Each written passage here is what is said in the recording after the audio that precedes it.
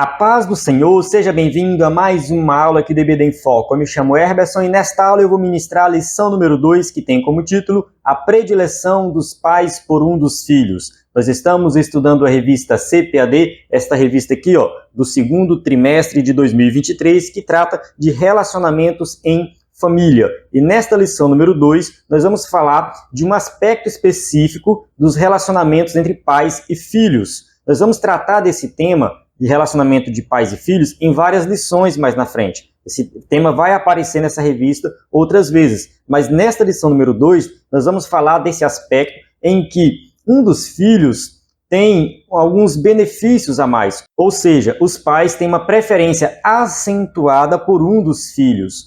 No caso da história que nós vamos estudar aqui, que é a história de Jacó e Esaú, nós vamos observar, acho que você já conhece essa história, que o pai gosta de um e a mãe gosta do outro. Então a gente tem os dois filhos sendo beneficiados, um pelo pai e o outro pela mãe.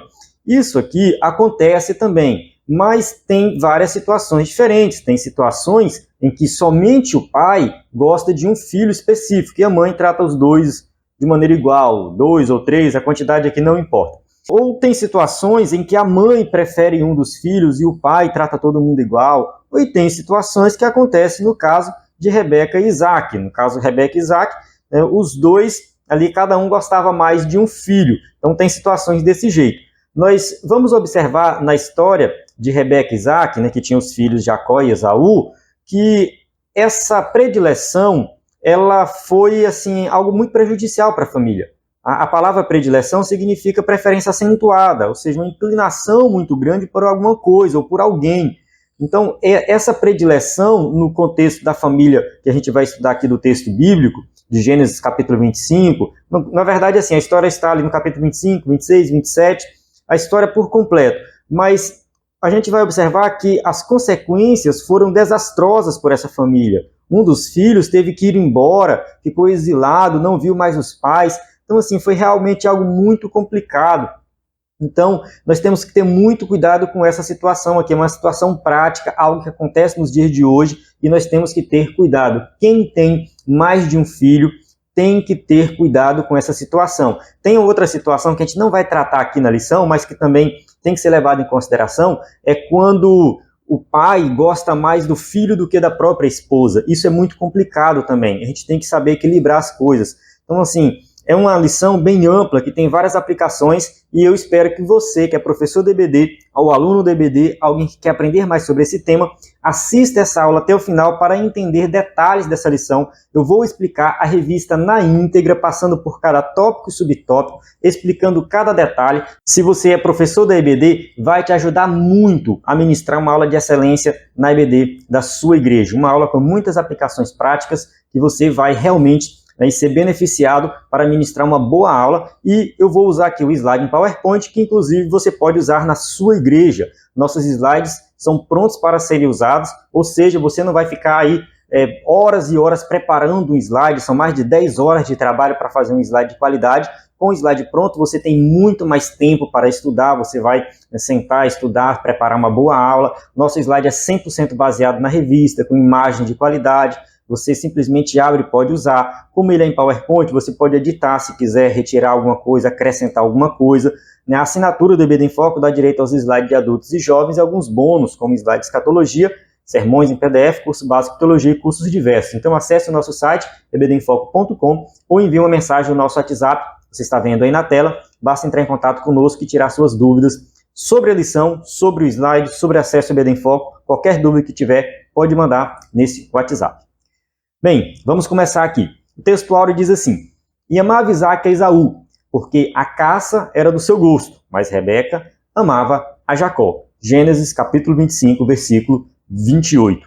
Esse versículo resume tudo o que a gente vai estudar aqui. É um versículo muito conhecido, mas vale a pena você assistir essa aula até o final para ver a exposição completa da passagem que nós vamos estudar aqui do capítulo 25 e também do capítulo 27, para que você possa realmente entender essa história e quais são as aplicações práticas para os dias de hoje. Verdade prática: a preferência de filhos dentro do lar gera divisão e promove o egoísmo na formação deles. Então, assim, nós temos que ter muito cuidado, porque a maneira que nós criamos os nossos filhos vai refletir no futuro deles. Muitos filhos sofrem porque dentro da família foram mal criados. Eu vejo muitos filhos hoje, muitas pessoas hoje, que são meus colegas, colega de trabalho, colega de infância, eu vejo eles sofrendo com algumas dificuldades na vida e eu lembro da criação que eles tiveram. Muitas vezes, ali eles foram muito beneficiados, tiveram tudo na mão, tudo de mão beijada, tudo muito lindo e maravilhoso. Quando foi enfrentar a realidade da vida, sofreu. O pai e a mãe não ensinaram a realidade, não ensinaram que a vida é sofrida, entende? Então, assim, a gente tem que saber ensinar os nossos filhos. Esses filhos, que são os preferidos das famílias, eles sofrem muito no futuro. Você que está me assistindo pode ser um filho desse, né, que durante o seu processo de criação você foi ali, quem sabe, beneficiado. E depois você mesmo sofreu as consequências, olhou para o passado e falou, se o meu pai tivesse me criado diferente, hoje eu seria uma pessoa melhor, ou quem sabe eu não teria sofrido tanto. Vamos avançar. Aqui nós temos a passagem bíblica, Gênesis 25, 19 e 28. Eu recomendo você ler todo o capítulo 25, 26 e 27. Eu acho que é bom você ler tudo isso para entender o contexto por completo. Durante a aula a gente volta nessa passagem, esses versículos são explorados na lição, são explicados, a gente vai explicar com detalhes aqui. Introdução.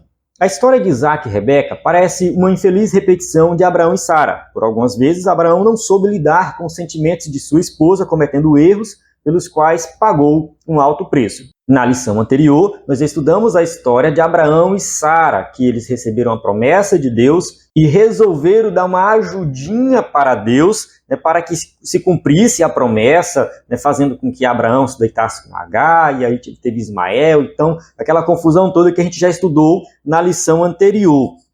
E ali eles pagaram um preço muito alto por isso. Abraão cometeu alguns erros. Abraão, ele falhou, não somente Abraão, mas Sara também. E, assim, a gente já observa que, diante dos dois filhos que ele teve, Ismael e Isaac, ele beneficiou muito mais Isaac, porque Isaac ele entendeu que era o filho da promessa. De certa forma, fazia sentido Abraão beneficiar Isaac? Fazia sentido, porém, ele também era pai de Ismael. E além de Ismael e Isaac, ele gerou mais 6 filhos. Ou seja, Abraão tinha 8 filhos no total, e o único filho que herdou as coisas dele, que ele deu tudo e que beneficiou ao máximo foi Isaac. Isaac foi o filho escolhido por Deus, mas Abraão, como pai, ele deveria dar atenção a todos os filhos, ele optou por beneficiar apenas Isaac. É claro que a bênção, a primogenitura, era para Isaac, a promessa era para Isaac. Mas a maneira de tratar os filhos deveria ser igual. Se você ler Gênesis capítulo 25, versículo 5, fala assim, porém Abraão deu tudo o que tinha a Isaac. E mais na frente, versículo 6, ele fala assim, mas aos filhos das concubinas que Abraão tinha, deu Abraão presentes, e vivendo ele ainda, despediu-os do seu filho Isaac, ao oriente para a terra oriental. Ou seja, ele mandou todo mundo embora. Ele ficou apenas com Isaac. Isaac, se sentindo beneficiado, aprendeu com o pai. E quando ele teve filhos, ele beneficiou um dos filhos, que foi Esaú, enquanto a mãe beneficiou Jacó. Mas o que a gente observa é que o filho aprende com o pai. E Jacó, depois, quando tem filhos, vai beneficiar um dos filhos, que é José, que a gente vai estudar na lição 3. Então aqui a gente tem meio que os filhos cometendo os mesmos erros que os pais. Um vai aprendendo com o outro. E nós, que estamos olhando para o passado, lendo o texto bíblico, vamos aprendendo que isso foi errado, a gente vai ver que isso foi errado e podemos fazer diferente na nossa família. Não é que a gente é melhor do que eles, nada disso. Isso aqui foi um erro que eles cometeram, mas nós temos que orar e pedir a graça de Deus para que nós não venhamos cometer os mesmos erros.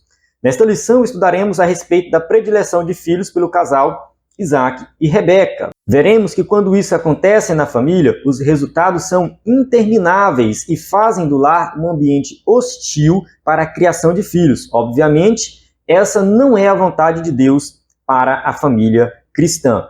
Ou seja, você que tem filhos, preste bastante atenção nesta aula. E você que não tem filhos ainda, também assista essa aula, porque vai chegar a sua vez. E quando chegar a sua vez, você já aprendeu como que deve fazer. Nós sabemos que quando um dos filhos é mais beneficiado do que os outros, isso traz consequências para a família. Tópico 1, o plano de Deus para a família e sua presciência. 1.1, plano divino para a família de Isaac e Rebeca. Isaac e Rebeca faziam parte de um plano maior de Deus. Ao conhecer Rebeca e tomá-la por esposa, Isaac não esperava o que viria pela frente. Sabemos que Isaac é o filho da promessa, Deus prometeu que faria de Abraão uma grande nação. Então Abraão teve Isaac, Isaac foi o filho escolhido, e a partir dali formaria essa nação. Isaac não tinha noção disso ainda, e aí ele se casa com Rebeca, ele está vivendo esse momento, um momento de cada vez, mas ele confia na promessa de Deus. Quando ele descobre a esterilidade de Rebeca, a Bíblia diz que o patriarca orou ao Senhor para que a madre de sua esposa fosse aberta, ou seja, ele orou, ele pediu a Deus para que ela tivesse filhos. Observe que aqui ela está passando pela mesma situação que Sara. Sara também não podia ter filhos. Então, assim, a gente vê uma situação complicada na vida de Isaac, porque assim, Isaac casa com Rebeca, Abraão ainda está vivo, Sara já morreu, Abraão ainda está vivo. Quando ele casa, ele tem 40 anos de idade, a gente vai ver isso mais na frente. Né? Ele se casou com a idade de 40 anos, ó, Gênesis 25, 20. E era Isaac da idade de 40 anos quando tomou a Rebeca, filha de Betuel, arameu de Paran-Aram, irmã de Labão, arameu, por sua mulher. Então ele se casa com Rebeca com 40 anos de idade e apenas com 60 anos que ele tem filho. E no versículo 26 a gente já vê, e era Isaac da idade de 60 anos quando os gerou. Então a gente tem aqui, né, um período de 60 anos. Então Abraão teve Isaac com 100 anos. Quando Isaac casou, Abraão tinha 140. Então Abraão estava acompanhando tudo de perto. E quando os meninos nascem, Abraão tem 160 anos. Abraão morre com 175 anos. Então, assim, a gente tem que ter a consciência de que Abraão estava próximo. E Jacó e Esaú viveram até os 15 anos como avô Abraão. Eles conheciam tudo, eles sabiam da promessa de Deus, eles sabiam do que Sara tinha passado. A história estava viva com eles. Estavam vivendo tudo aquilo ali, né, sabendo de tudo. Então, assim, eu creio que Abraão deu um suporte muito grande para Isaac e Rebeca aqui, porque ele vai contar a história dele. Olha, eu passei por isso, mas Deus abriu a madre da minha esposa, Sara, e você nasceu, Isaac. Então, assim, não se preocupe, Deus vai fazer um milagre na vida de Rebeca também. A promessa de Deus é que eu vou ser pai de uma grande nação, e para isso você precisa ter filhos. Então aqui a gente observa que tem uma fé muito forte ali, né, do pai, de Abraão, que não é citada no texto, não é citada. Mas a gente sabe que ele estava lá, né, pela genealogia, pela idade que ele viveu, ele estava dando esse suporte a Isaac. Isaac se fortaleceu, creu, orou e o milagre aconteceu. Portanto, nada pode impedir o plano de Deus, pois quando ele opera, seus desígnios se cumprem no tempo certo. Assim, no tempo perfeito de Deus, Rebeca gerou 2 meninos, foram gêmeos, e ela já sabia que eram gêmeos porque Deus já tinha revelado isso para ela. 1.2, o propósito presciente de Deus. Deus sabia antecipadamente do futuro de Esaú e de Jacó. Ele sabia de antemão o que haveria de acontecer com os filhos gêmeos de Isaac e Rebeca. Gênesis 25, 23 está escrito: E o Senhor lhe disse, 2 nações há no teu ventre, e 2 povos se dividirão das tuas entranhas. Um povo será mais forte do que o outro povo, e o maior servirá ao menor. Isso aqui foi algo que Deus disse para Rebeca. Isso independia das circunstâncias que envolvessem essa história. Por isso o Senhor atendeu a oração de Isaac e Rebeca e concebeu filhos gêmeos. Ou seja, Deus está no controle da história. Deus sabe de tudo. Deus está fora do tempo. Ele não está no tempo, ele não está preso no tempo como nós estamos. Então Deus tinha o controle de tudo. Deus já sabia que ali tinha 2 povos, 2 nações, sabia que quem ia nascer primeiro era Esaú, porém, quem teria o direito de primogenitura seria Jacó. Entretanto, conforme as crianças se desenvolviam, alguns meses depois, os gêmeos já lutavam entre si no ventre da esposa de Isaac. Então eles já, né, se mexiam ali, já tinha ali uma confusão dentro da barriga, né, eles já disputavam entre si. No caso dos gêmeos, Esaú e Jacó, Deus sabia que, criados como agentes livres, eles seriam rivais. O escritor da revista está colocando aqui essa questão de que Deus já sabia o que ia acontecer com eles, para tratar de um tema que é um tema bem complexo, ele vai falar aqui mais na frente, que é a questão do determinismo e do livre-arbítrio. Aqui nós vamos defender a ideia do livre-arbítrio. Esaú e Jacó, eles são agentes livres, mas Deus, que é conhecedor de tudo, já sabia que eles seriam diferentes, que eles seriam rivais, que ia acontecer muitos problemas lá na vida deles mais adiante. Aqui estamos abordando a presciência de Deus, um atributo divino que indica o pré-conhecimento de todas as coisas. Devemos ressaltar que esse atributo não é causativo, isso é, ele não implica determinismo na vida do ser humano. Esse tema é um tema complexo, é um tema difícil, é um tema que gera muitos debates mesmo, porque entra aqui a questão do livre-arbítrio, e aí o pessoal começa a falar de calvinismo e tal, e determinismo, que Deus determina todas as coisas, e aí tem aquele debate que ninguém chega a lugar nenhum. Não é o meu propósito aqui entrar nesse debate, mas o que eu quero deixar bem claro é: Deus, ele sabe de tudo, ele controla tudo, ele tem o conhecimento de tudo, e ele já sabia o que ia acontecer. Ele já tem o controle, nada pega Deus de surpresa. O texto bíblico lá em Apocalipse, capítulo 13, versículo 8, diz que o Cordeiro foi morto desde a fundação do mundo. Vamos ler aqui rapidinho. Apocalipse 13, 8. E adoraram-na todos os que habitam sobre a terra, esses cujos nomes não estão escritos no livro da vida do Cordeiro, que foi morto desde a fundação do mundo. Aqui a gente vê claramente que, do ponto de vista divino, o Cordeiro não foi morto há 2000 anos atrás. O Cordeiro foi morto desde a fundação do mundo. Então Deus, ele está fora do tempo, ele vê de maneira diferente. Então não adianta a gente ficar querendo explicar essas coisas. Deus tem o controle de tudo e ponto final. Aqui a ideia que nós vamos defender é o pré-conhecimento, a presciência de Deus de tudo que vai acontecer. Contudo, o Senhor tem um propósito para a vida de cada pessoa. Muitas vezes não compreendemos, mas sabemos que a vontade dele é perfeita. Ou seja, Romanos capítulo 12, versículo 2, deixa bem claro que a vontade de Deus é boa, agradável e perfeita. Então não precisa ficar preocupado com o que vai acontecer na sua vida e tal. Será que vai acontecer isso? Isso causa uma ansiedade, sabe? E deixa as pessoas doentes. Eu acho que o crente, ele tem que confiar em Deus. Deus está no controle, ele sabe de tudo. Simplesmente viva a sua vida adorando o Senhor. Tópico 2, o conflito familiar. 2.1, a esterilidade de Rebeca. Na antiguidade, uma mulher estéril era vista como uma pessoa amaldiçoada. Ele não diz qual antiguidade é essa aqui. Porém, olhando para o texto bíblico, a gente observa que isso é desde os tempos de Abraão. Naquela cultura que ainda não tinha sido entregue a lei de Deus, que a lei foi entregue por Moisés muitos anos depois, mas naquela cultura, uma mulher que não podia ter filhos realmente era vista como uma mulher amaldiçoada, porque ter filhos era algo bom e maravilhoso. As culturas sempre tiveram essa mentalidade, não somente as culturas judaicas, não. Fora do contexto judaico, a gente vê que Abraão está vivendo aqui antes do contexto judaico, ele forma a nação, então ele vem da Suméria.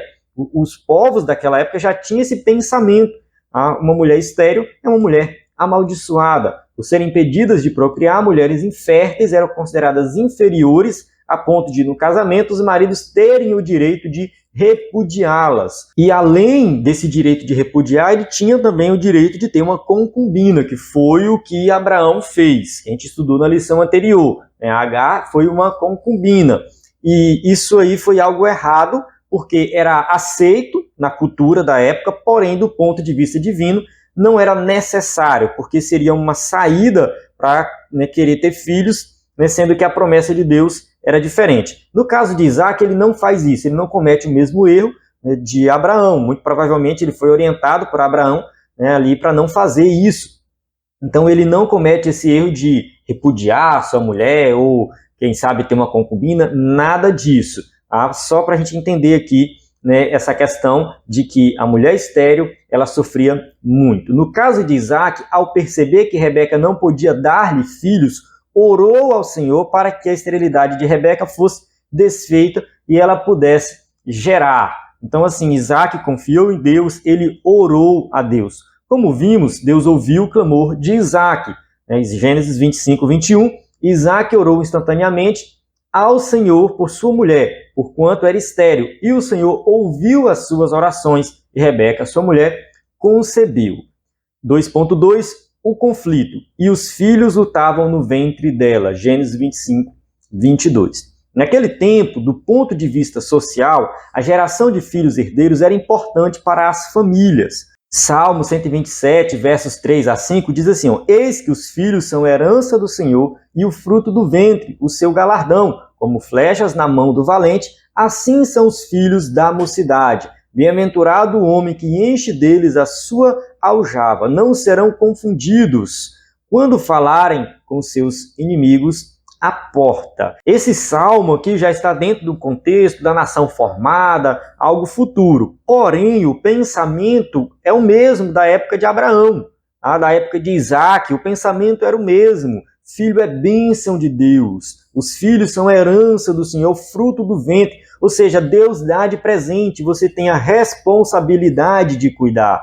Isso aqui vale para nós hoje. Saiba que o seu filho foi Deus que te emprestou. Deus ele entregou para você e fala assim, cuida, eu vou deixar na tua responsabilidade. Aí eu vou te dar ele aqui por um tempo, depois eu vou tomar de volta, ele é meu. Então saiba que Deus ele entregou nas suas mãos o seu filho. A responsabilidade é muito grande. Já pensou você receber algo diretamente de Deus? Imagina aí, você está recebendo algo de Deus. Então o filho é isso. O filho é bênção de Deus, mas a gente pensa que é bênção para a nossa vida. Realmente é bênção para a nossa vida.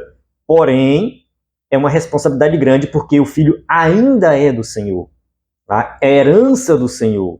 Então ele pertence ao Senhor. Tá? E o Senhor pode tomar. Então cuide bem do seu filho. Tá? Tenha em mente isso. Nunca esqueça. Quando você olhar para o seu filho, para a sua filha, saiba que foi Deus que te emprestou para cuidar por um tempo. Por isso, Abraão e Sara precipitaram-se na promessa de Deus como uma substituta, a serva H, para gerar o filho desejado e pagar um preço muito alto. Ou seja, nesse desespero de ter um filho, de cumprir a promessa, eles se precipitaram, cometeram um erro e foi algo problemático. A gente já viu isso na lição anterior.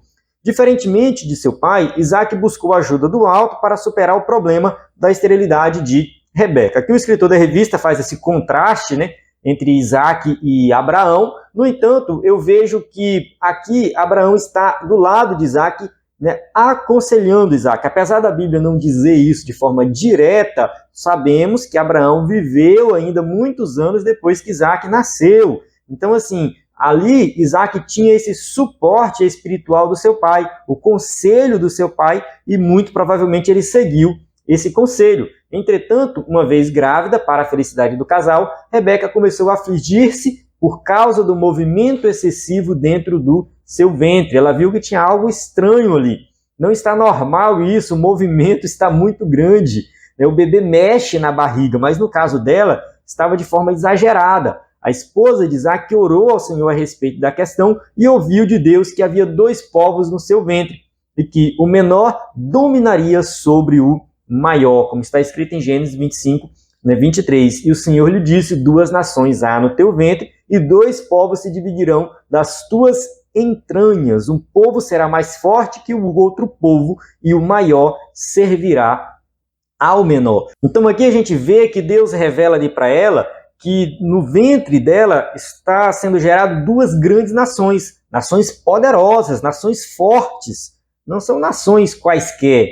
E, de fato, no futuro, ali é formada a nação de Israel, de um lado, e os edomitas, a nação de Edom, do outro lado. Eles são vizinhos, os edomitas vão ali habitar do lado da nação de Israel. Tem momentos que eles brigam, tem momentos que eles têm paz, enfim, permanece por muito, muito, muito tempo. Uma curiosidade aqui é que lá na época do Novo Testamento, Herodes é edomita, ele é de Edom. Por isso que o povo não gostava que Herodes governava a Judéia, porque ele era um governador que não era judeu, ele era um governador que era descendente de Esaú e não descendente de Jacó. Só essa curiosidade aí. Mas é uma nação que permanece por muito tempo e ainda é abençoada por Deus. É uma nação que Deus abençoa.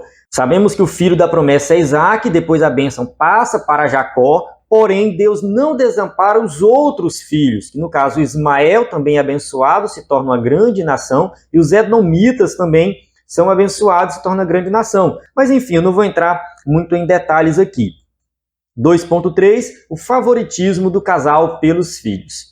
Em termos de personalidade e de temperamento, Esaú e Jacó cresceram como pessoas diferentes. Realmente, eles foram assim bem diferentes, bem distintos. Enquanto um era caçador, ia para o mato caçar, era forte, o outro ficava em casa cuidando das coisas, cozinhava. Ele tinha uma vida mais pacata. Então, foram criados na mesma casa, no mesmo contexto, mas tinham realmente personalidades diferentes. Em Gênesis, capítulo 25, do versículo 25 ao 28, Deus revela a Rebeca as diferenças entre os gêmeos. Vamos ler aqui essa passagem que diz assim, ó, e saiu o primeiro ruivo e todo como uma veste cabeluda, por isso chamaram seu nome Esaú. E depois saiu seu irmão, agarrada sua mão ao calcanhar de Esaú, por isso se chamou o seu nome Jacó. E era Isaac da idade de 60 anos quando os gerou, e cresceram os meninos. Esaú foi varão perito na caça, varão do campo, mas Jacó era varão simples, habitando em tendas, e amava Isaac a Esaú, porque a caça era do seu gosto, mas Rebeca amava a Jacó. Então assim, desde o nascimento, todo mundo já observou que eles eram bem diferentes. Eram gêmeos, vieram da mesma gestação, mas são chamados gêmeos bivitelinos. Eles são de óvulos diferentes, então eles nascem realmente diferentes. Um era ruivo, era peludo, o outro não. O outro já era diferente, nasceu agarrado no calcanhar. E nasceu primeiro Esaú. Esaú é o primogênito, ele tem direito à bênção, ele tem direito a essa primogenitura que dá muitos benefícios. A gente vai falar daqui a pouco sobre isso.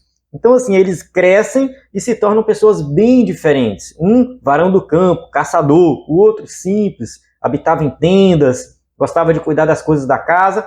Um era o preferido do pai, Esaú, e o outro, preferido da mãe, que é Jacó. O menor, Jacó, teria uma descendência forte, e o maior, o mais velho, e por isso primogênito Esaú, serviria ao menor. Então isso aqui foi algo que Deus falou para Rebeca. Ela estava grávida e ela já recebeu essa promessa. Observe que o erro que Rebeca comete é parecido com o erro que Sara comete. Sara e Abraão. Ela quer dar uma ajudinha para Deus. Mais na frente nós vamos tratar melhor dessa questão, mas ela resolve ajudar Jacó pensando assim, eu vou ajudar a Deus a cumprir a promessa, aquilo que ele falou para mim quando eu estava grávida, que o maior serviria ao menor. Então, já que isso vai acontecer, eu vou adiantar isso aqui. No capítulo 27, já idoso e cego, Isaac achava que logo morreria. Por isso, preocupava-se em abençoar a Esaú com a bênção patriarcal do direito da primogenitura. Eu coloquei aqui algo que vai além da revista. O texto que vai aparecer agora aqui não está na revista, mas eu achei bem interessante para falar um pouco da primogenitura. O filho primogênito recebia dupla porção da herança paterna. Era assim, vamos supor que o pai tem 10 mil na conta. Aí o pai vai deixar esses 10 mil para 9 filhos. Ele dividia os 10 mil como se fosse 10 filhos, 1.000 para cada um. Como ele tinha apenas 9 filhos, o primogênito pegava 2 mil, enquanto os outros pegavam 1.000. Ou seja, ele recebia o dobro da herança que os outros recebiam. Então, o filho primogênito tinha isso. Eu fiz um exemplo com 10 mil, mas se for, por exemplo, 1 milhão, ou muitos bois, ou muitas ovelhas, como era ali na época de Isaac, a gente vê que o primogênito realmente recebia uma quantidade maior da herança, considerável, era algo considerável. O filho primogênito era o sacerdote da família. Antes da lei mosaica, que instituiu o sacerdócio e tal, da descendência de Arão, antes daquela lei, o sacerdote da família era o primogênito, ou seja, era o pai, e ele passava isso para o primogênito. Quando o pai morria, quem assumia o controle da família era o filho mais velho. Então, o filho mais velho ele tinha essa responsabilidade espiritual pela família. E o filho primogênito era dotado de superioridade política, social e moral. Qualquer responsabilidade dentro de casa, do ponto de vista político, social, moral, qualquer coisa, era o filho primogênito que assumia isso. Então, na ausência do pai, a responsabilidade era do filho. Por isso que quando Samuel foi ungir os filhos de Jessé, ninguém se importou com Davi porque era o mais novo, não fazia nem sentido, não tinha lógica. Pela lógica era o primogênito, porque ele tinha superioridade política, ele poderia ser rei. O mais novo não. Só que a lógica de Deus é diferente. Ismael era o mais velho, mas a promessa foi para Isaque. Esaú era o mais velho, mas a promessa foi para Jacó. Rúben é o mais velho dos filhos de Jacó, mas quem foi abençoado foi Judá. Então, assim, a gente observa que realmente a lógica de Deus é diferente da lógica humana. E no caso aqui de Esaú e Jacó, tinha algo a mais, tinha a promessa que Deus tinha feito para Abraão. As bênçãos de Abraão seriam transferidas para o primogênito. Então não era qualquer coisa, e eles sabiam disso. Lembra do que eu falei no começo? Quando Abraão morreu, Esaú e Jacó tinham 15 anos de idade. Eles conviveram com Abraão. Abraão contou tudo o que viveu para eles. Eles sabiam que Abraão tinha intimidade com Deus, que Abraão recebeu a promessa de Deus e que aquilo ali seria passado para o primogênito. Então, assim, eles sabiam que era algo muito forte. Entende? A bênção de Deus, a bênção de Abraão seria passada para eles. Não tinha, assim, relação nenhuma com bens materiais. Pode-se dizer que eles não estavam preocupados com bens materiais, não estavam preocupados com herança. Eles queriam a bênção. Tanto que depois Esaú, né, quando ele chega lá que Jacó engana ele, ele fica revoltado. Revoltado. Por quê? Porque ele perdeu a bênção. Jacó foi embora. Enfim, Isaac morreu depois, a herança ficou para Esaú. Ninguém estava preocupado com bens materiais ali. A preocupação era com a bênção espiritual. Alicerçado nos padrões legais do direito daquele tempo, dedicava-se a Esaú, pois este satisfazia com o prazer as caças que levava para o patriarca. Ou seja, Isaac se dedicava a Esaú. Esaú caçava, levava para ele, estava ali do lado dele, dando suporte. De certa forma, Isaac olhou assim e falou, não, meu filho é Esaú, o filho mais velho é Esaú, eu vou dar as bênçãos para ele, eu vou abençoar ele, a herança é para ele é o filho da promessa. Meio que Isaac estava querendo escolher no lugar de Deus. A gente observa que o erro de Isaac em preferir Esaú, porque ele estava querendo fazer uma escolha que Deus já tinha feito anteriormente. Deus já tinha falado que o maior serviria o menor, e Isaac sabia disso, mas Isaac contraria a vontade de Deus, tendo uma preferência por Esaú, que foi problemático. Entretanto, sabendo que havia um plano especial de Deus para o filho mais novo, Rebeca favorecia Jacó. Essa predileção praticada pelos pais de Esaú e Jacó produziria um grande conflito na família. Aí Rebeca erra pelo outro lado. Ela sabia que a promessa era para Jacó e ela resolveu dar uma ajudinha para Deus, e ficou do lado de Jacó. Então os dois erraram aqui. Não era para Isaac estar ali mais próximo de Esaú e desprezar Jacó, e nem era para Rebeca estar mais próxima de Jacó e desprezar Esaú. Isso não era para acontecer. Era para eles exercerem o papel de pais. Cuidar dos filhos. Os filhos são a herança do Senhor. Deus emprestou esses meninos para vocês. Vocês têm que cuidar. É isso. Deus só esperava que eles cuidassem dos meninos. Era só isso. Quem vai cumprir a promessa, quem vai fazer a coisa acontecer é o próprio Senhor. Deus não precisa da nossa ajudinha. Deus não precisava da ajuda de Rebeca para que Jacó roubasse a bênção de Esaú. Tudo bem que Esaú ele já tinha menosprezado a primogenitura. Naquele episódio em que ele chega com fome e ali está Jacó com guisado, com guisado de lentilha, carne. Acho que era um negócio muito gostoso, ele estava com fome, perto de morrer. Aí ele trocou a primogenitura por um prato de lentilhas. Ele já tinha menosprezado a primogenitura. Então ele já tinha tomado essa decisão. Entende? Não precisava Rebeca fazer alguma coisa para isso. Jacó, nesse episódio do prato de lentilhas, também aproveitou a situação para comprar a primogenitura sendo que não tinha necessidade de fazer isso, porque ia acontecer de qualquer maneira, Deus ia abençoar a vida dele. Então entenda o seguinte, Deus está no controle.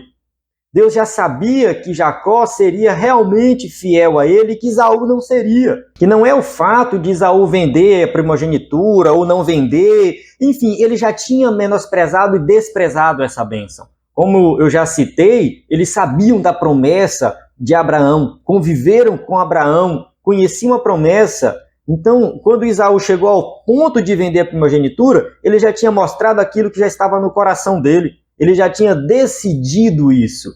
Então, assim, já tinha perdido o direito. A bênção era para Jacó. Tópico 3, o problema da predileção por filhos na família. 3.1, Esaú, o filho predileto de Isaac. Isaac demonstrou fraqueza ao receber o agrado de Esaú, que lhe trazia a carne de caça do campo, ignorando dessa forma a profecia divina de Gênesis 25, 23. Ou seja, ele sabia da profecia, não se importou com isso e resolveu fazer uma proposta para Esaú, que seria, dar a bênção para Esaú. Eu vou te dar a bênção, vou te abençoar. Ou seja, eu gosto mais de você, você traz caça para mim, você me agrada e eu vou te abençoar por isso. Ele esqueceu a promessa de Deus. Por força dos padrões sociais da época, o primogênito tinha a primazia no futuro da família. Isso a gente observa na passagem de Gênesis 49, versículo 3, que Jacó abençoou seus filhos. Rúben é o mais velho. Fala assim, Rúben, tu és meu primogênito, minha força e o princípio de meu vigor, o mais excelente em alteza e o mais excelente em poder.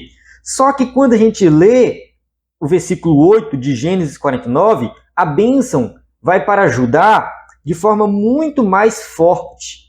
A escolha divina foi de Judá, foi para Judá e não para Rúben. O Messias vem da tribo de Judá. Vamos ler aqui o versículo 10, fala assim, Gênesis 49, 10. O cetro não se arredará de Judá, nem o legislador dentre seus pés, até que venha Siló, e a ele se congregarão os povos. Aqui a gente observa que a promessa do Messias era para Judá. Apesar de Rúben ser o primogênito, ser o mais forte em força, em vigor, excelente em alteza, a escolha divina foi para Judá. Tanto que a tribo de Judá foi a que permaneceu e dali veio o Messias. Por isso, Isaac pensava que deveria ministrar a bênção patriarcal com direito de primogenitura a Esaú, o mais velho. Entretanto, ele não compreendeu o propósito de Deus para seus filhos. Isaac não percebeu que havia algo superior em relação aos dois filhos e que o Senhor agiria para que nenhum dos dois filhos se sentissem prejudicados. Ou seja, Isaac deveria ter ficado quieto, deixado Deus agir, porque no agir de Deus, nem Esaú seria prejudicado, nem Jacó seria prejudicado. A bênção sairia naturalmente, ali para Jacó. Ele se precipitou, tanto que ele estava achando que ia morrer, mas ele não morreu naquela época, ele viveu mais 40 anos. E naquela época eles tinham assim a ideia de que quando alguém estava muito velho, perto de morrer, a palavra daquela pessoa, o que ela falava era algo divino, era algo que vinha realmente de Deus. E Isaac estava achando que ia morrer e falou, não, eu vou fazer logo aqui o que eu tenho que fazer, abençoar o meu filho mais velho, não se importou com a promessa de Deus e fez esse plano para abençoar Esaú.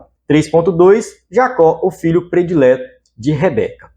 Percebendo que a bênção patriarcal poderia ser conferida a Esaú, o filho mais velho, Rebeca resolveu interferir na ordem dos fatos e, sem consultar a Deus, antecipou a bênção patriarcal para o mais novo.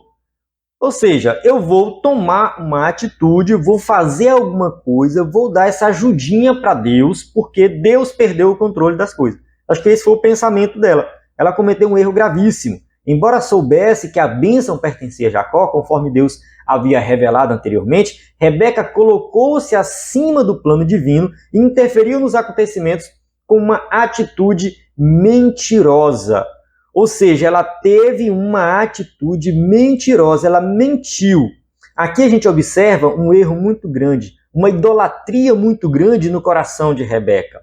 Porque diante dessa situação, ela preferiu mentir. Ela preferiu arquitetar algo contra o seu marido para defender o filho que ela mais amava. O ídolo dela é Jacó. Jacó está no máximo, no auge. Ela colocou Jacó no pedestal. Entende? Ah, porque é o amor de mãe. Mãe é si mesmo. Muito cuidado com isso. Vamos fazer um contraste com Abraão. Abraão fez o contrário. Ele ia entregar o seu filho em obediência a Deus. Ele preferiu entregar o seu único filho, Isaque. E Rebeca conhecia a história. Ela sabia o que tinha acontecido. Ela sabia que, em primeiro lugar, a vontade de Deus. Depois ela olha para o filho. Mas ela fez o contrário. Ela colocou o filho em primeiro lugar, em vez de colocar a vontade de Deus. Em vez de colocar a verdade, ela preferiu mentir, pecar. Não, contrariou a vontade de Deus para ajudar um filho. O filho se tornou um ídolo para ela. Qualquer coisa pode se tornar um ídolo para nós. O trabalho, os filhos, a esposa, o esposo. Temos que ter muito cuidado. Nós vamos falar sobre ídolos mais na frente. Tem uma lição que nós vamos tratar dessa questão. Eu até falei no vídeo que eu apresentei a lição, falei do livro chamado Ídolos do Coração. É um livro excelente, um livro que vai ajudar muito na lição número 4, Ídolos na Família, que também está dentro de Gênesis, a gente vai estudar mais na frente. Então aqui a gente já vê essa questão, né, do ídolo dentro da família, no coração de Rebeca. Sabedora de que Esaú quebrou princípios da obediência e do respeito aos pais, casando-se com mulher estrangeira, Rebeca arquitetou um plano para que Isaque abençoasse Jacó com a bênção da primogenitura. Ou seja, Esaú já era uma pessoa que trazia desgosto para ela. O texto de Gênesis 26, 34 e 35 deixa isso bem claro. Ora, sendo Esaú da idade de 40 anos, tomou por mulher a Judite, filha de Beeri, Eteu, e a Basemate, filha de Elon, Eteu. E estas foram para Isaque e Rebeca uma amargura de espírito. Todas as atitudes de Esaú já mostravam que ele não era o filho da promessa. Ele não ia receber as bênçãos. Ele casou-se com mulheres que trouxeram desgosto para a família. Ele desprezou a primogenitura. Então, assim, ele já tinha um coração inclinado para o mal. Não precisava a Rebeca fazer nada, mas aí ela resolveu agir. Assim, deu instruções precisas a Jacó. O plano de Rebeca consistia em preparar um cabrito assado, pegar um couro peludo de um bode e vesti-lo em Jacó. Aqui, só uma observação, o texto bíblico muitas vezes fala guisado, né? O guisado geralmente é algo cozido, né? E o escritor da revista colocou assado, mas eu fui para o original, e o original significa simplesmente uma comida deliciosa. Nós não sabemos exatamente o que era, então era algo de carne, poderia ser assada ou poderia ser cozida. Então não tem nenhum erro aqui da revista nesse sentido. Alguém pode achar, está errado, porque a Bíblia fala guisado, mas é porque o texto original não diz exatamente como que era a comida. Então, ela prepara essa comida do jeito que Isaque gosta, pega as peles, né, do animal, do bode, né, coloca em Jacó para dar uma disfarçada. Tudo bem que o desenho aqui, né, a nossa imagem aqui é exagerada, tá? Talvez não foi exatamente desse jeito, mas é muito difícil conseguir imagens, né, que retratam essas situações. Não tinham câmeras fotográficas naquela época, então a gente tem que imaginar, e aqui que a gente consegue aqui algumas representações pictóricas disso para ilustrar a situação. Então vamos lá. Este deveria levar o assado ao pai a imitar a voz do irmão. Toda essa trapaça revelava a fraqueza do caráter de Rebeca. Então aqui, para beneficiar o seu filho que ela mais gostava, ela engana o marido, arquiteta todo um plano, e ali, né, diante de tudo aquilo, Isaque, cego, foi enganado, né, e entregou ali todas as bênçãos a Jacó. Muito provavelmente, Rebeca ficou pensando, olha, fiz a coisa certa, né, o meu filho foi abençoado, o filho que Deus tinha falado que seria o maior, ele nasceu por último, mas as promessas agora passaram para ele, foram transmitidas a ele, a promessa de Abraão agora é o meu filho. Talvez ela ficou feliz por ter realizado tudo isso. Só que ela cometeu um erro muito grande. Tópico 3.3, o problema da predileção pelos filhos. Além do conhecimento que os pais tinham acerca do conflito entre os dois filhos, faltou a Isaac, como líder da família, a habilidade e a sabedoria para contornar o embate existente. Então ele percebeu o erro que teve, Esaú ficou muito revoltado. Por outro lado, Rebeca não avaliou os danos morais e espirituais nos seus filhos. O presente relato bíblico nos ensina que é uma tragédia moral e espiritual quando os pais preferem qualquer um dos filhos. Então aqui Esaú ficou muito revoltado, falou que ia matar Jacó, só que ele não ia fazer isso enquanto seu pai permanecesse vivo. Alguém pode falar assim, por que ele não matou de imediato? Ele ia esperar Isaac morrer para matar Jacó. Aí, essa era a ideia dele, e é por isso que depois Rebeca e também Isaac orienta Jacó a ir embora. Jacó vai embora porque o teu irmão vai te matar. Então a gente observa que ele fica exilado, ele vai embora. Entende? Ele perde muitos anos da sua vida, não vou dizer que ele perdeu, né? Mas ele passou muitos anos da sua vida longe da sua família, do seu pai, da sua mãe, do seu irmão. Olha só que tristeza. E a mãe teve que viver o resto da sua vida agora longe do seu filho mais querido. Então ela fez algo para ajudar e no final das contas ela pagou o preço por isso. Ela perdeu um filho, o filho foi embora, não voltou mais. Quando Jacó voltou, ela já tinha morrido, sabe? Então, assim, será que valeu a pena fazer isso? Será que não era melhor ter deixado Deus agir? Será que não era melhor ter deixado as coisas fluir da vontade de Deus, ela ter consultado a Deus, ela ia ficar com o filho dela, Deus ia cumprir sua promessa e tudo ia ficar muito bem. Então ela tomou essa atitude precipitada, né? Teve ali predileção por um filho e as consequências vieram. Então aqui tem as aplicações para nós. Estes, no caso os filhos, são herança do Senhor. E Deus concedeu esse privilégio para que os pais sejam uma bênção para a vida de seus filhos. Como está escrito em Salmo 127, 3, que a gente já leu. Eis que os filhos são a herança do Senhor, fruto do ventre, o seu galardão.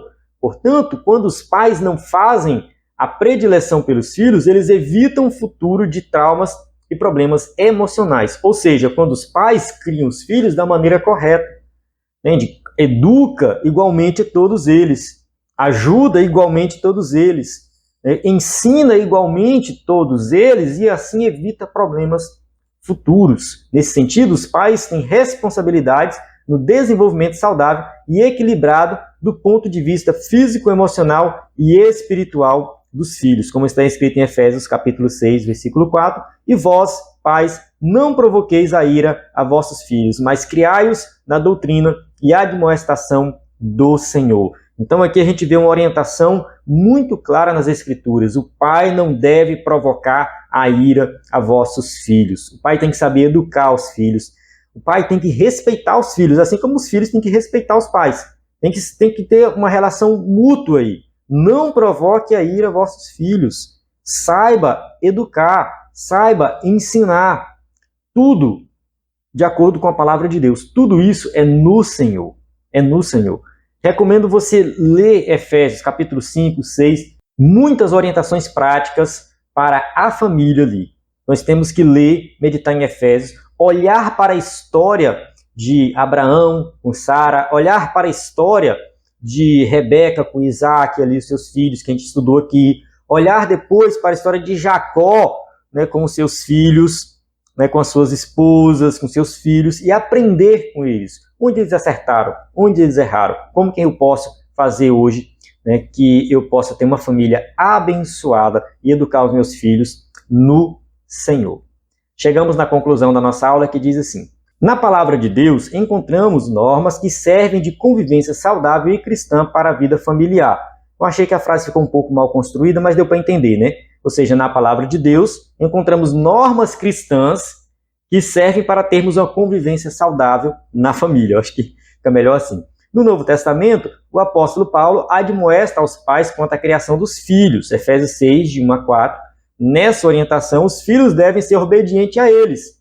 Efésios 6, de 1 a 3. E os pais não devem provocar a ira dos filhos. Efésios 6, 4. Ou seja, está bem claro uma relação mútua de respeito entre pais e filhos. Isso vai ser algo maravilhoso na família. Assim, quando o casal não respeita a personalidade dos filhos, tratando-os com predileção, infelizmente o resultado é o conflito entre os membros da família. Isso aqui é muito triste quando acontece, eu já vi acontecer, e quando acontece, é problemático. Na Bíblia a gente tem esses exemplos e nos dias de hoje muitos exemplos. Mas nós estamos aqui estudando a palavra de Deus para colocar em prática. Então coloque isso em prática na sua família. Se você tem filhos, mais de um filho, cuidado para você não estar ali, né, ajudando mais um do que o outro. Cuidado com isso, porque isso pode trazer muitos problemas para a sua família. Então que você saiba criar os seus filhos. Peça orientação divina, ore que Deus vai te ajudar. Amém? Eu encerro aqui a aula. Temos aqui as perguntas para quem vai usar o slide na igreja. Mais uma vez, reforçando aí o nosso conteúdo, tá, da assinatura, slides em PowerPoint de adultos e jovens, mais vários bônus. Se você usa o slide na sua igreja, tira uma foto, manda para a gente, que nós vamos postar aqui nas nossas redes sociais. Vai ser uma bênção na sua igreja e vai também ajudar e motivar outros professores da EBD também a revolucionar a EBD da sua igreja. Então acesse nosso site ebdenfoco.com e mande uma mensagem no nosso WhatsApp, que estamos à sua disposição na plataforma EBD em Foco. Você tem tudo que precisa para ministrar uma aula de excelência na EBD. A paz do Senhor, até a próxima aula.